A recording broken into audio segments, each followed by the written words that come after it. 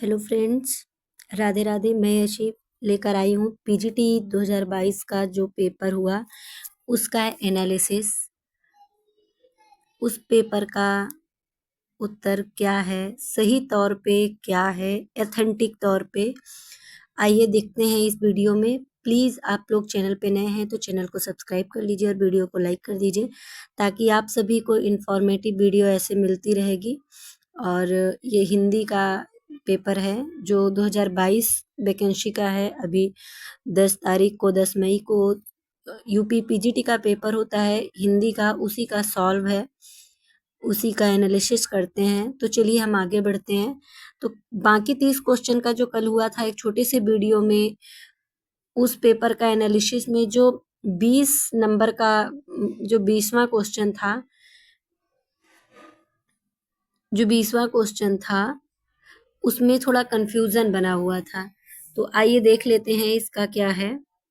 देखिए 20वें क्वेश्चन का आंसर है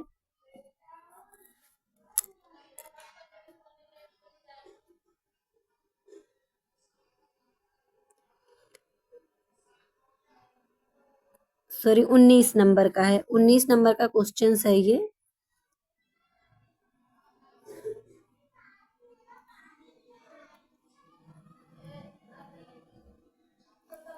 ये 19 नंबर का जो क्वेश्चन है ये देखिए।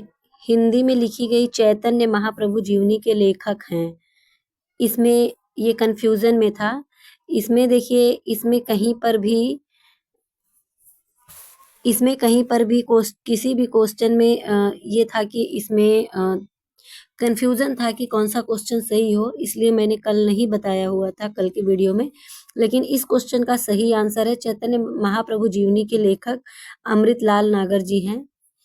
और आगे बढ़ते हैं फिर इसी प्रकार ये सॉरी आगे बढ़ते हैं। कल 30 प्रश्न हो गए थे कल, तो आज हम 31 प्रश्न से आगे बढ़ते हैं। प्लीज वीडियो को देखते रहिए, पूरा वीडियो देखिएगा। 31 नंबर का क्वेश्चन है, निम्नलिखित में से असंगत का चयन कीजिए। अब देखिए इसमें असंगत का चयन आप करेंगे तो इसमें देखिए इसका पहला ही सही हो जाता है, लेकिन पहला जो है असंगत है, इसका उल्टा कर दिया गया है, इसलिए असंगत है।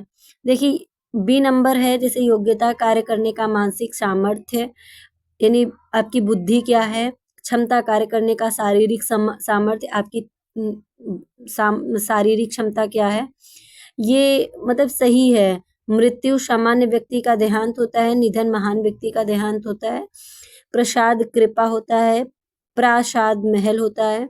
लेकिन इसमें उल्टा कर दिया गया है, ये असंगत है। श्रद्धा में भगवान के प्रति आदर, इसमें दिखाया गया है भगवान के प्रति आदर नहीं। श्रद्धा का मतलब होता है श्रद्धा का मतलब होता है गुणवान के प्रति आदर भाव। और भक्ति इसमें उल्टा कर दिया गया है, भक्ति का मतलब होता है भगवान के प्रति आदर भाव। तो यही क्वेश्चन आपका यही आपका सही हो मतलब यही हो जाएगा इसका आंसर। 32 नंबर, निम्नलिखित में से कौन सी रचना राजशेखर की नहीं है। अब इसमें पूछ रहा है कि कौन सी रचना है जो राजशेखर की नहीं है।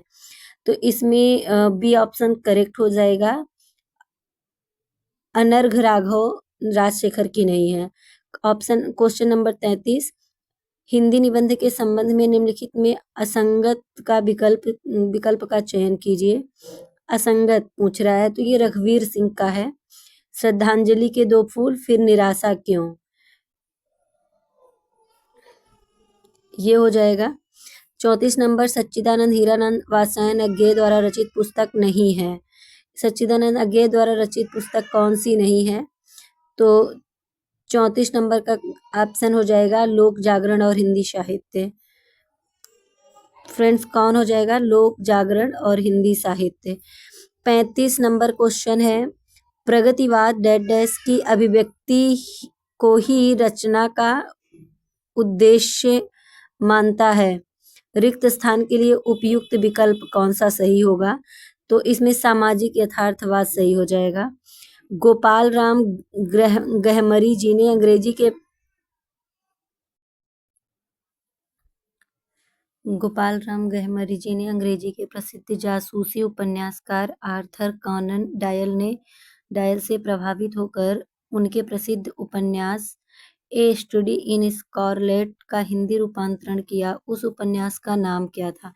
तो फ्रेंड्स, उस उपन्यास का नाम क्या था? तो वो उस उपन्यास का नाम गोविंद राम था।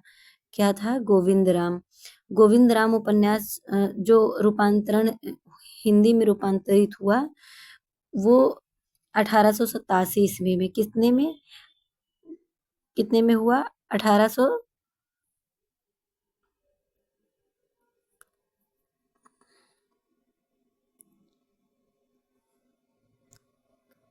कितने में हुआ? 1887 ईस्वी में हुआ।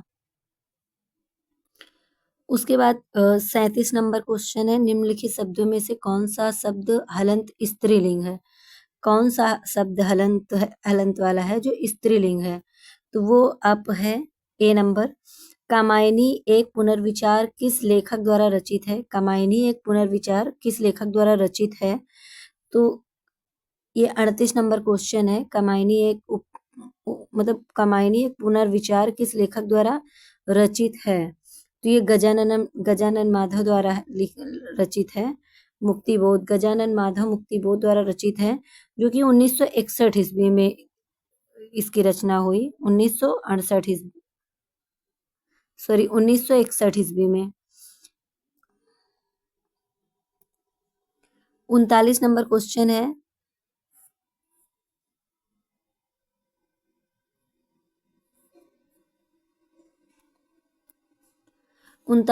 क्वेश्चन है, अनंग हर्ष मातृराज द्वारा रचित नाटक है। अनंग हर्ष मातृराज द्वारा रचित नाटक है, तो ये नाटक किसका है? ये उदात्त राघव का है। किसका है? ये उदात्त राघव का है। निम्नलिखित में से कौन सी पश्चिमी हिंदी की बोली है? कौन सी पश्चिमी हिंदी की बोली है? तो ये आप देख पा रहे हैं, पश्चिमी हिंदी कौन सी है?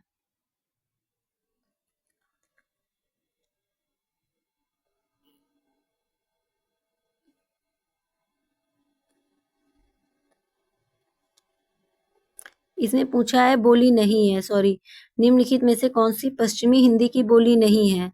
तो देखिए, कन्नौजी, ब्रजभाषा, बुंदेली सब पश्चिमी है, लेकिन अवधी नहीं है।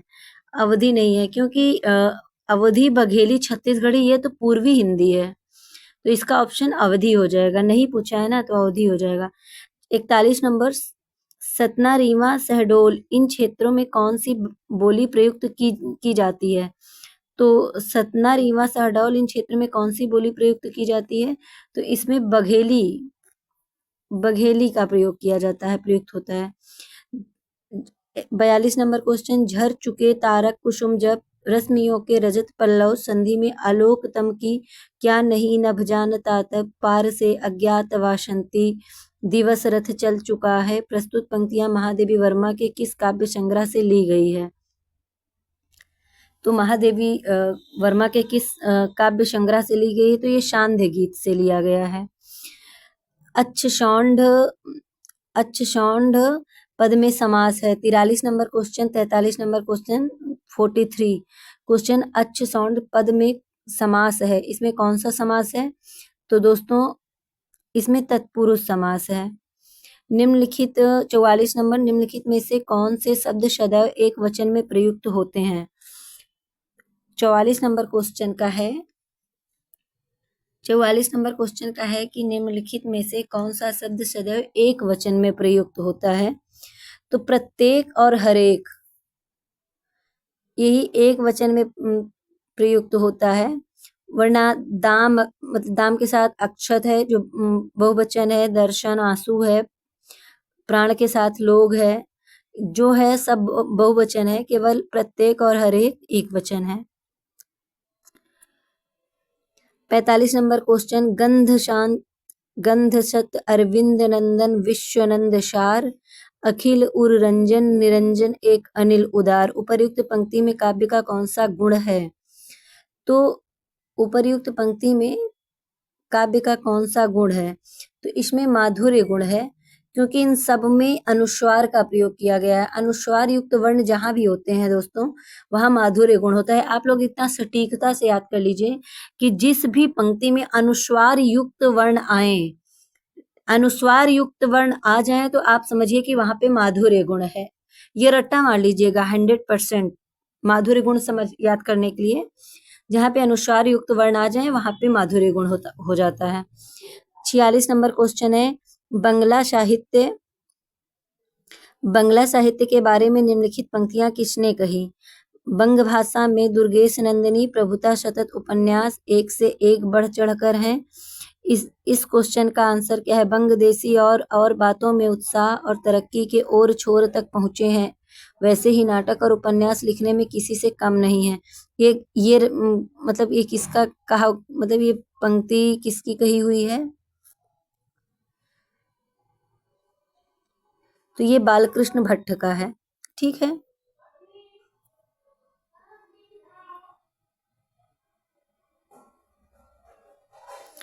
अब 47 नंबर क्वेश्चन है, सूची 1 को सूची 2 से सुमेलित कीजिए। तो दोस्तों सूची 1 को सूची 2 से सुमेलित कीजिए। जैसे मेरी जीवन धारा का क्या है? यशपाल जैन का है। अर्धकथा अर्धकथा किसका है? अर्धकथा डॉक्टर नागेंद्र का है। आत्मपरिचय फणीश्वरनाथ रेणु का है। देखे 70 शरद वसंत ये राकेश का है। तो क्या है? 3 2 4 1 जिसमें है वही है, तो ये ऑप्शन नंबर डी। सम उपसर्ग किस शब्द में नहीं है? सम उपसर्ग किस शब्द में नहीं है? सम उपसर्ग किस शब्द में नहीं है? तो सम उपसर्ग सुगम में नहीं है। ठीक है, सुगम सुधन गमः में सम उपसर्ग नहीं है। 49 नंबर क्वेश्चन, निम्नलिखित में से कौन सी कृति रीतिकालीन कवि वृंद की नहीं है? रतन हजारा, ऑप्शन नंबर बी। रतन हजारा रीतिकालीन कवि वृंद की नहीं है। ये रसनिधि की रचना है, बिहारी सतसई से का अनुकरण किया गया है। ठीक है दोस्तों, ये रतन हजारा रसनिधि की रचना है, बिहारी सतसई का अनुकरण किया गया है। 50 नंबर क्वेश्चन,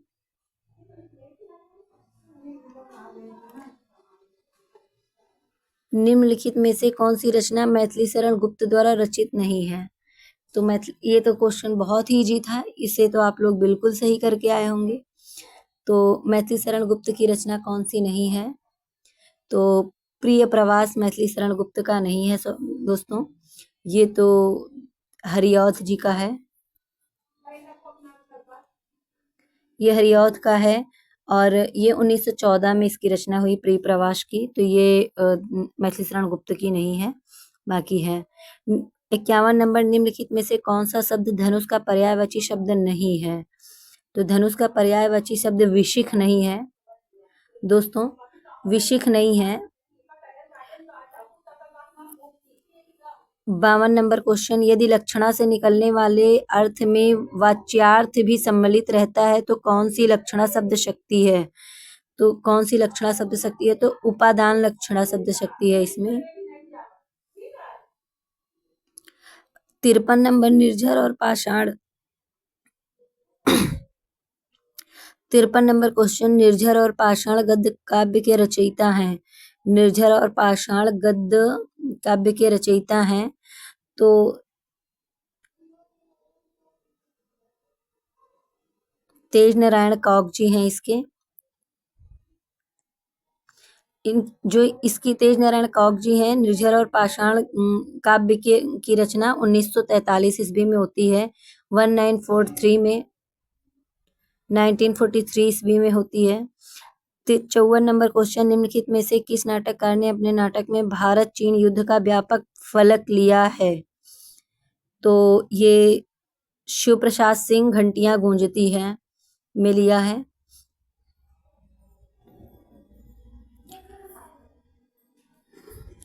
55 नंबर क्वेश्चन है, अहीर मात्रिक सम छंद के प्रत्येक चरण में कितनी मात्राएं होती हैं?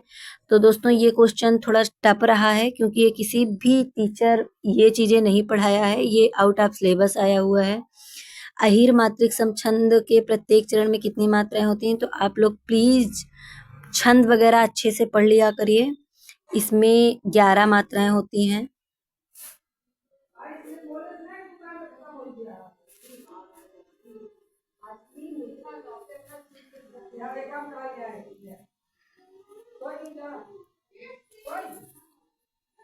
ग्यारह मात्राएं होती हैं।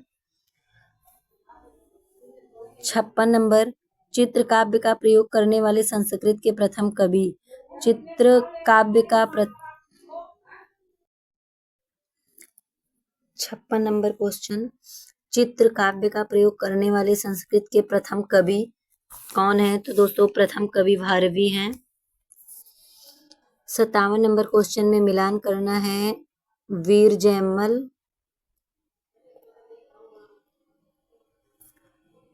जयमल, गंगा प्रसाद गुप्त का है। सेनापति उदल, वृंदावन लाल वर्मा का।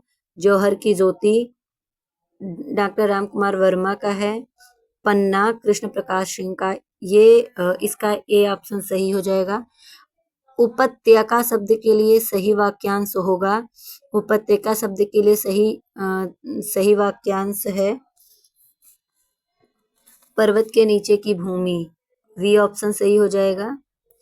और आवारा मसीहा किस विधा की रचना है? तो आवारा मसीहा 59 नंबर क्वेश्चन है, आवारा मसीहा किस विधा की रचना है? तो आवारा मसीहा जीवनी विधा है। आवारा मसीहा जीवनी विधा है। आचार्य दंडी के अनुसार निम्नलिखित में से कौन सा काव्य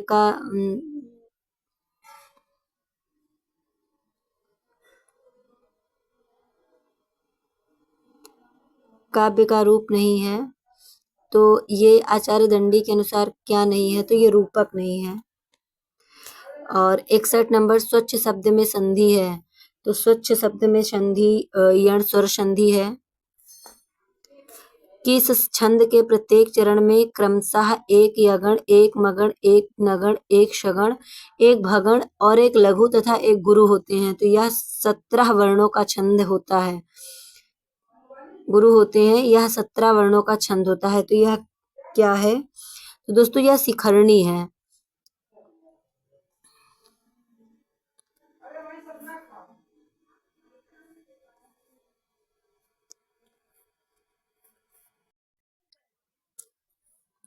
तिरसठ नंबर क्वेश्चन, नीचे कथन दिया गया है, अभिकथन ए और अभिकथन तर्क आर है, इसको देखना है। तो भारतेंदु काल में रचित नाटकों को विषय एवं प्रवृत्ति भेद के आधार पर पौराणिक, ऐतिहासिक, रोमानी, सामयिक उपादानों के आधार पर रचित, प्रहसन और प्रतीकवादी इन वर्गों में रखा जा सकता है। बिल्कुल ये सही है, अभिकथन सही है। और तर्क क्या है? भारतेंदु काल में सर्वाधिक संख्या रोमानी नाटकों की है, नहीं है। आर नहीं सही है, तो ऑप्शन क्या होगा? अभिकथन ए सही है परंतु आर गलत है, ऑप्शन बी। क्वेश्चन नंबर 64, ज्ञान के उद्यान में यात्रा वृत्त के लेखक हैं। ज्ञान के उद्यान में यात्रा वृत्त के लेखक हैं, सत्यदेव हैं। ऑप्शन नंबर डी, सत्यदेव परिव्राजक हैं। जो ये यात्रा वृत्त के लेखक हैं, ये यात्रा वृत्त 1937 ईस्वी में लिखा जाता है। किस सन में? 1937 में, याद रखिएगा। सताम शतभि संग कथमपि ही पुण्येन भवति, उपर्युक्त सूक्ति किस नाटक की है? तो उपर्युक्त सूक्ति जो है उत्तरामचरितम से लिया गया है। 66 नंबर क्वेश्चन, निम्नलिखित में से कौन सी भवानी प्रसाद मिश्र की कविता नहीं है? तो भवानी प्रसाद मिश्र की कविता असाध्य वीणा नहीं है। किस? असाध्य वीणा नहीं है, ये हीरानंद वात्स्यायन अज्ञेय की है। सच्चिदानंद हीरानंद वात्स्यायन अज्ञेय जी की है असाध्य वीणा। और 67 क्वेश्चन है, निम्नलिखित में से कौन सा संस्मरणात्मक रेखाचित्र संग्रह महादेवी वर्मा का नहीं है? तो महादेवी वर्मा का माटी की मूर्तें नहीं है। ये 1946 ईस्वी में रामवृक्ष बेनीपुरी का है। माटी की मूर्तें,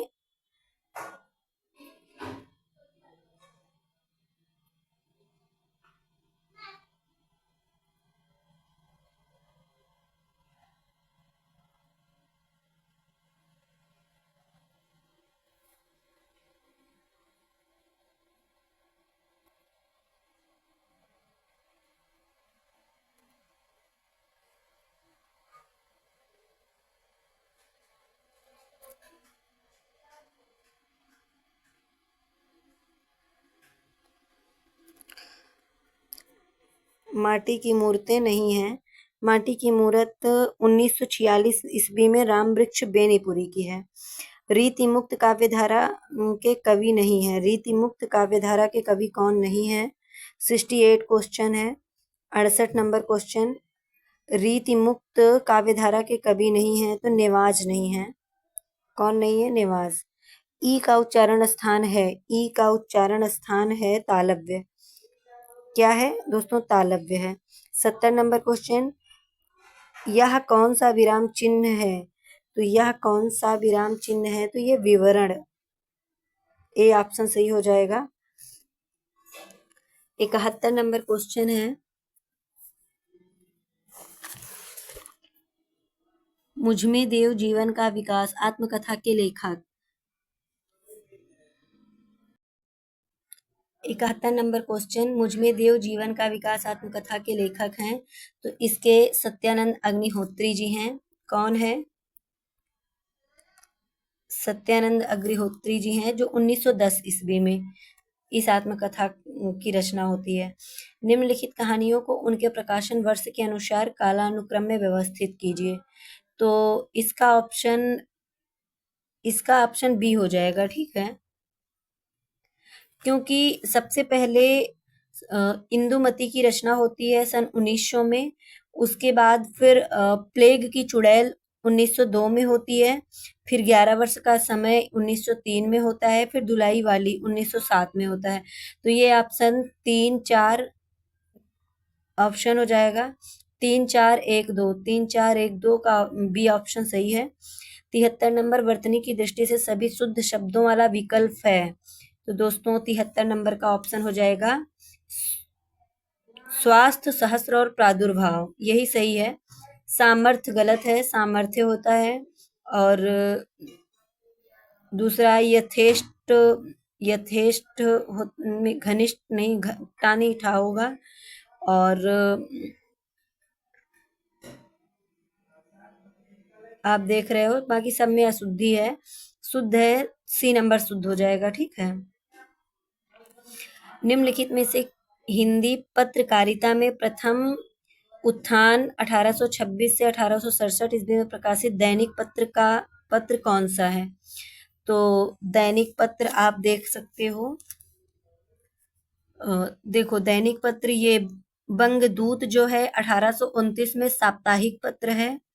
फिर प्रजापति मित्र 1934 ईस्वी में ये प्रजामित्र 1934 में होता है। ये भी एक साप्ताहिक पत्रिका है। समाचार सुधा वर्षण 1854 में होता है। ये दैनिक पत्रिका है। और उदंत मर्तंड आप लोग जानते ही हो 1826 में साप्ताहिक पत्रिका है। तो इसमें दैनिक पत्रिका पूछा है तो ये समाचार सुधा वर्षण हो जाएगा। C option is the correct. नहीं पराग नहीं मधुर मधुर नहीं विकास ही काल अली कली ही शोविंध्यो आगे कौन हवार।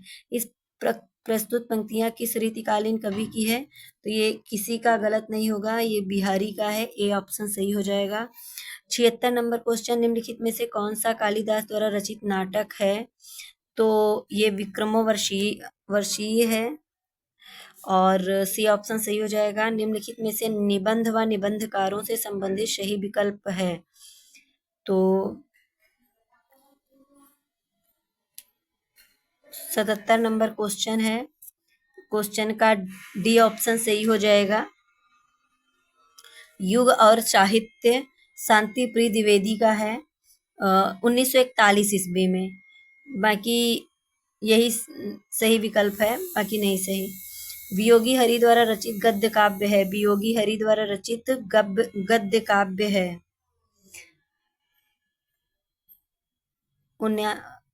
78 नंबर क्वेश्चन है, वियोगी हरि द्वारा रचित, तो इसका बी ऑप्शन सही हो जाएगा, अंतर्नाद होता है, बी ऑप्शन सही हो जाएगा। 78 नंबर क्वेश्चन है, वियोगी हरि द्वारा रचित गद्य काव्य है, तो ये अंतर्नाद है।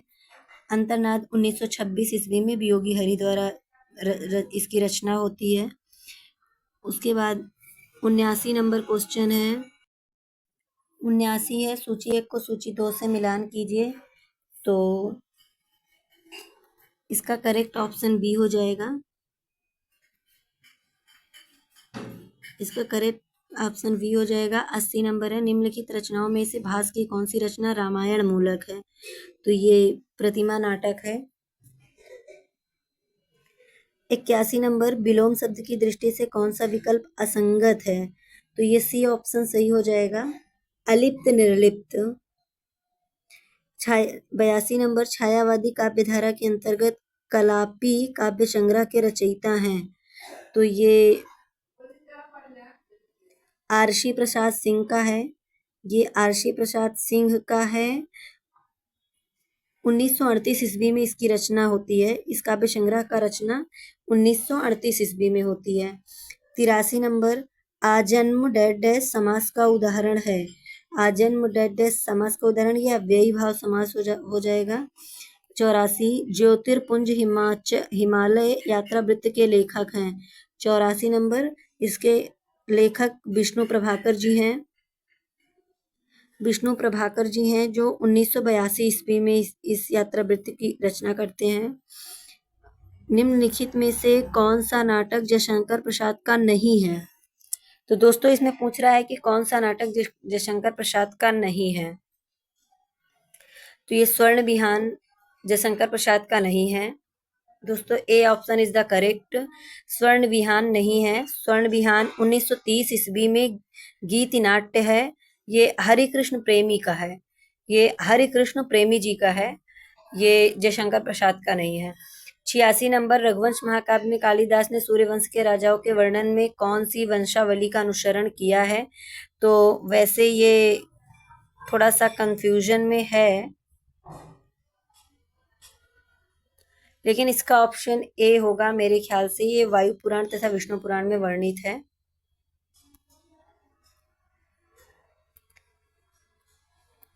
87 नंबर, केलिमाल रचना निम्नलिखित में से किसकी है, तो केलिमाल रचना स्वामी हरिदास की है। स्वामी हरिदास की है, जिसमें 110 पद हैं। स्वामी हरिदास की है, जिसमें 110 पद हैं। और इनकी एक और रचना है सिद्धांत के पद। इनकी एक और रचना है सिद्धांत के पद, नोट कर लीजिएगा। 88 नंबर, किसी घटना या घटनाओं का ऐसा वर्णन जिसका वस्तुगत सत्य पाठक को प्रभावित कर सके, डेड डैश कहलाता है, तो ये रिपोर्टाज कहलाता है। दोस्तों क्या कहलाता है, रिपोर्टाज। 89 नंबर, निम्नलिखित में से किस कवि की रचनाएं द्विवेदी युग के अंतर्गत नहीं रखी जाती हैं, तो ये अंबिका दत्त व्यास का है, ये द्विवेदी युग में नहीं है, ये भारतेंदु युग की रचना है। ये इसके रचनाकार अंबिका दत्त व्यास जी हैं। ये रचना द्विवेदी युग की नहीं, अंबिका दत्त व्यास जी हैं का है, ये भारतेंदु युग के हैं।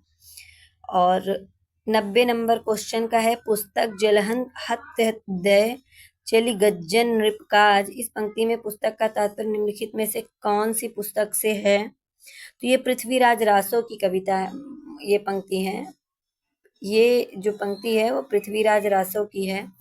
91 क्वेश्चन, मैं सोचता हूँ कि पुराने की यह अधिकार लिप्सा क्यों नहीं समय रहते सावधान हो जाती, जरा और मृत्यु ये दोनों ही जगत के अति परिचित और अति प्रामाणिक सत्य है।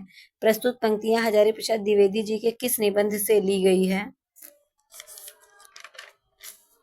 ये सीरीज के फूल से लिया गया है। इसका ऑप्शन बी सही हो जाएगा, सीरीज के फूल, ये सही है।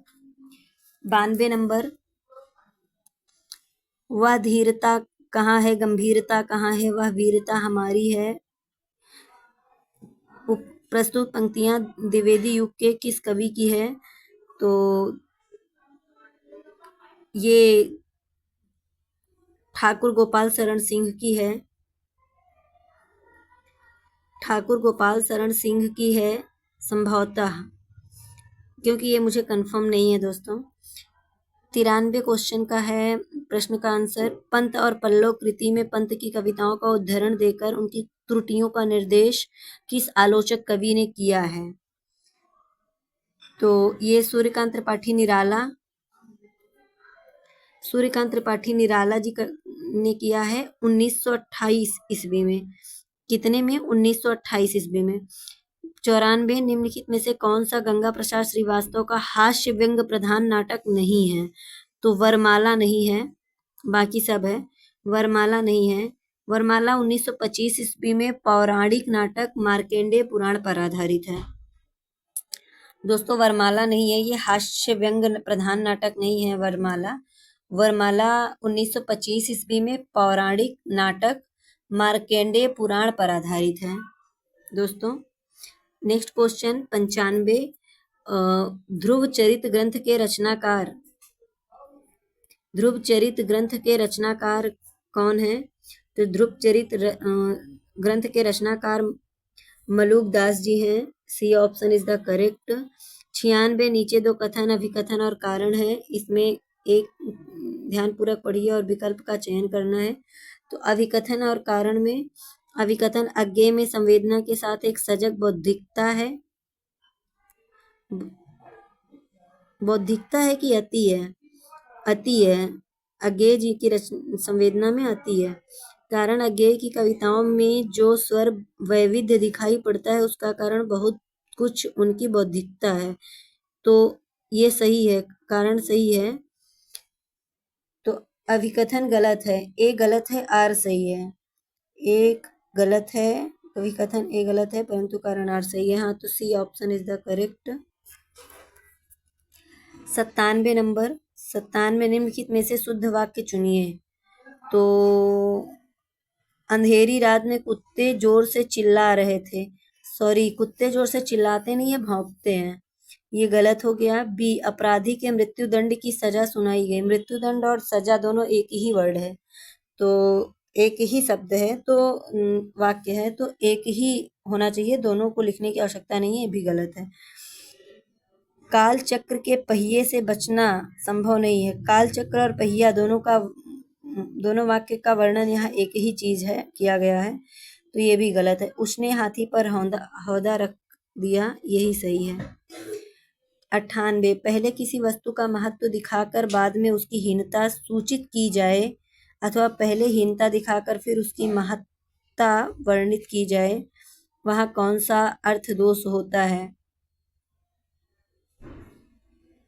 वहाँ व्याहतत्व होता है, वहाँ व्याहतत्व दोष होता है, क्योंकि थोड़ा ये कठिन प्रश्न था, ये आउट ऑफ सिलेबस से लिया गया है, इसीलिए कहते हैं कि थोड़ा डीप पढ़ा करिए आप सब। वन लाइनर, हम भी वन लाइनर पढ़ने के से कोशिश करते हैं कि वन लाइनर अगर मिल जाए तो ज़्यादा अच्छा होता है। नहीं फ्रेंड, दोस्तों वन लाइनर नहीं होता है, डीप पढ़ना चाहिए। हमेशा विवेचनात्मक तौर से आप पढ़ें, जिसके लिए क्वेश्चन जैसे नेट JRF PhD लेवल से उठाए गए हैं। हाँ, 15-20 क्वेश्चन बहुत टफ हैं, आउट ऑफ सिलेबस भी आया हुआ है। 99 नंबर क्वेश्चन, निम्नलिखित में से सिद्ध साहित्य से संबंधित कौन सा विकल्प सही नहीं है? तो इसका ऑप्शन कहपा योगचर्या नहीं है, ये डोम्भिपा की रचना है, कहपा की नहीं है योगचर्या डोम्भिपा की रचना है। निम्नलिखित में से कौन सा निबंध बालकृष्ण भट्ट का नहीं है? 100 नंबर क्वेश्चन, 100 नंबर क्वेश्चन में कौन नहीं है? तो क्वेश्चन नंबर ऑप्शन नंबर ए, परीक्षा गुरु नहीं है, सॉरी परीक्षा नहीं है, सॉरी दोस्तों, परीक्षा नहीं है, बालकृष्ण भट्ट का परीक्षा नहीं है। 101 निम्नलिखित में वर्तनी की दृष्टि से शुद्ध वाक्य है, तो शुद्ध वाक्य कौन सा है? तो दिवारात्रि नहीं होता, दिवारात्र होता है। तितांजलि में छोटी ली होगी। पत्नी में छोटी ई नहीं होती है, बड़ी ई का मात्रा होता है। क्षिति सही है, क्षिति धरती के लिए प्रयोग किया गया है यहाँ पे। विज्ञान गीता किस कवि की रचना है? विज्ञान गीता केशव दास की है। A option is the correct.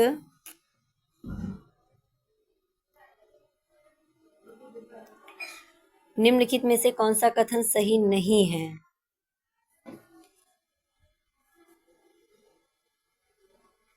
यहाँ पे वी ऑप्शन सही नहीं है, बाकी ठीक है। जहां मुख के एक ही उच्चारण स्थान से उच्चारित होने वाले वर्णों की आवृत्ति होती है वहां अनत्यानुप्रास अलंकार होता है। नहीं, वहां अनत्यानुप्रास अलंकार नहीं होता है दोस्तों, वहां पे श्रुत्यानुप्रास होगा। जहां मुख के एक ही उच्चारण स्थान से उच्चारित होने वाले वर्णों की आवृत्ति होती है वहां श्रुत्यानुप्रास होता है, अंत्यानुप्रास नहीं होता। वी ऑप्शन सही होगा। 104 निम्नलिखित में से महावीर प्रसाद द्विवेदी जी द्वारा रचित संस्मरण नहीं है। इधर उधर की बातें नहीं है। ऑप्शन नंबर डी, इधर उधर की बातें नहीं है। ये 1918 ईस्वी में इसका संपादन, मतलब इस महावीर प्रसाद द्विवेदी का नहीं है। और इधर उधर की बातें 1918 ईस्वी में इसकी रचना होती है। आचार्य महावीर प्रसाद द्विवेदी सरस्वती पत्रिका के संपादक कब नियुक्त हुए? ये क्वेश्चन आप लोगों ने बिल्कुल गलत नहीं किया होगा। 1903 में। 106 लंका यात्रा का विवरण 1916 यात्रा वृत्त के लेखक हैं गोपाल राम गहमरी जी हैं। Option number C. 107 का है का करिए तुम्हारे मन की जिनको अब लौ ना मिटी दगा दीबो। पै हम दूसरों रूप न देखी हैं आनन आन कौ न नाम लीबो। प्रस्तुत पंक्तियां किस रीति मुक्त कवि की है? ये ठाकुर की है। क्वेश्चन नंबर 108 निम्नलिखित में से कौन सा गद्य काव्य संग्रह राय कृष्णदास का नहीं है? राय कृष्णदास का नहीं है, तरंगिणी नहीं है दोस्तों। तरंगिणी सी ऑप्शन नहीं है। तरंगिणी 1919 में वियोगी हरि की रचना है। ये काव्य संग्रह वियोगी हरि का है, ठीक है। 109 में निम्नलिखित में से कौन सी रचना पुष्पदंत कवि की नहीं है? तो पुष्पदंत की नहीं है तो A option is the correct, संदेश राशक। पुष्पदंत कवि की नहीं है, संदेश राशक अब्दुल रहमान की है, ठीक है। 110 निम्नलिखित में से आदिकालीन जैन साहित्य की रचना नहीं है। तो आदिकालीन जैन साहित्य की रचना नहीं है 110 तो भक्तमाल की है। भक्तमाल जैन साहित्य की रचना भक्तमाल नहीं है। भक्तमाल नाभादास की है, भक्ति काल की, ठीक है।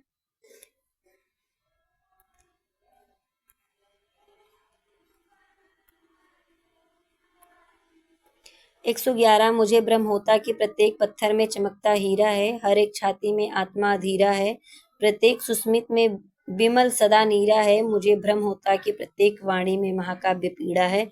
उपर्युक्त नई कविता की पंक्तियां किस कवि की है? ये गजानन माधव की है। ये गजानन माधव मुक्तिबोध की है। ऑप्शन नंबर 112, प्रश्न नंबर 112 सा लेखन्या लिखती, यहाँ लेखन्या पद में कौन सी विभक्ति है? तो यहाँ लेखन्या पद में तृतीया विभक्ति है। कौन सी विभक्ति है? तृतीया विभक्ति है। 113 मेरे प्राथमिक जीवन की स्मृतियां संस्मरण के रचयिता हैं इलाचंद्र जोशी जी हैं। कौन है? इलाचंद्र जोशी। 114 इस शब्द शक्ति में पाठक या श्रोता वास्तविक अर्थ ग्रहण करते हैं। ऑप्शन नंबर ए अविधा। किस अलंकार 115 किस अलंकार में आदर, आश्चर्य, भय, घृणा, शोक और हर्ष आदि भावों को प्रकट करने के लिए एक ही शब्द का प्रयोग बार बार किया जाता है जिससे उन भावों को बल मिलता है? तो ये विप्सा है। ऑप्शन नंबर ए।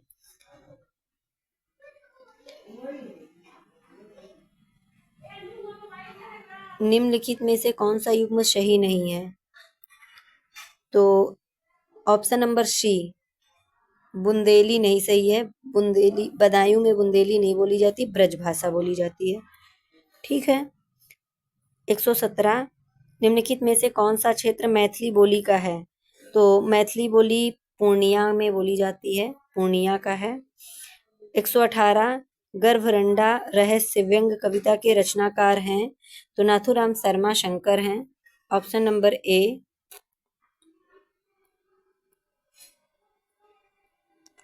ऑप्शन नंबर ए। प्रश्न नंबर 119 शशि मुख पर घूंघट डाले, अंचल में दीप छिपाए, जीवन की गोधूली में कौतूहल से तुम आए। उपर्युक्त पंक्तियां किस छंद का उदाहरण है? तो ऑप्शन नंबर डी, ये मानव है, मानव छंद से लिया गया है। प्रत्येक चरण में 14 मात्राएं होती है, ये आउट ऑफ सिलेबस से आया है। ठीक है फ्रेंड, इसमें प्रत्येक चरण में 14 मात्राएं होती हैं, आप मिला लीजिए। प्रत्येक चरण में 14 मात्राएं होती हैं। प्रश्न नंबर 120 निम्नलिखित में से कार्तिक प्रसाद खत्री द्वारा रचित जीवनी नहीं है? तो 120 प्रश्न का नेपोलियन बोनापार्ट का जीवन चरित्र नहीं है। ऑप्शन नंबर सी, ये रमाशंकर व्यास का है। ये कार्तिक प्रसाद खत्री का नहीं है, रमाशंकर व्यास का है। नेपोलियन बोनापार्ट का जीवन चरित्र रमाशंकर व्यास जी का है। 121 सब धाम 22 पंसेरी लोकोक्ति का अर्थ है अच्छे बुरे की परख ना कर सबको समान समझना। ऑप्शन नंबर सी सही हो जाएगा। 122 प्रश्न का निम्नलिखित में से भारतेंदु युगेन कवि तथा उनकी रचनाओं का सही मिलान नहीं है? तो option number B is the correct हो जाएगा। जगमोहन सिंह मयंक महिमा नहीं है। मयंक महिमा भारतेंदु युगीन कवि की रचना नहीं है। जगमोहन मयंक महिमा नहीं है। मयंक महिमा प्रेम घन की है, प्रेम घन की मयंक महिमा है। कपि कर हृदय विचारी दीन मुद्रिका डारी तब जनु अशोक अंगार दीन हरसि उठी कर गहेऊ। इन पंक्तियों में कौन सा अलंकार है? ये तो वही है जब हनुमान जी अपनी राम जी की अंगूठी दिखाते हैं तो सीता माता को सोने का अंगारा रखता है वो, तो ये इसमें भ्रांतिमान अलंकार है। A option is the correct. ये तो कहानी सबने पढ़ी है, सुनी है, ये तो आप लोग गलत नहीं किए होंगे। 124 धनम लाभमानः त्वं प्रसन्नः असि, यहाँ लभमानः शब्द में कौन सा प्रत्यय है? तो इसमें सानच प्रत्यय है। A option is the correct. 125 भवहनि त्रासति मुख नटति आँखिन सौ लपटाती एच छुड़ावती इच कर आगे आवती जाति। इस उपयुक्त पंक्ति में कौन सा रस है? तो इसमें हास्य रस है। अलग अलग प्रकार की क्रियाएं करना ये हास्य रस का उदाहरण है। 125 क्वेश्चन का एनालिसिस हो गया है। और प्लीज फ्रेंड, आप लोगों से विनती है कि आप लोग वन लाइनर क्वेश्चन का अध्ययन करना थोड़ा छोड़ दीजिए, थोड़ा डीपली पढ़िए, क्योंकि क्वेश्चन पेपर आप लोगों ने देख ही लिया है। पेपर बहुत टफ आया हुआ था, कठिन कह सकते हैं इसको। और ये पेपर पूर्ण तरीके से ऑथेंटिक रूप से सही एनालिसिस कराया गया है और आप लोगों को ऐसा ही वीडियो मिलता रहेगा। आप लोग इस चैनल को सब्सक्राइब कर लीजिए और वीडियो को लाइक करिए, कमेंट करिए और वीडियो को जितना हो सके अधिक से अधिक अपने दोस्तों या अपने ग्रुप में शेयर करिए। नेक्स्ट वीडियो के लिए फिर मिलते हैं, तब तक के लिए नमस्कार, राधे राधे, जय Shri Krishna. Please video channel पे नए हैं तो चैनल को सब्सक्राइब कर लीजिए और वीडियो को लाइक कर दीजिए। धन्यवाद। थैंक यू दोस्तों।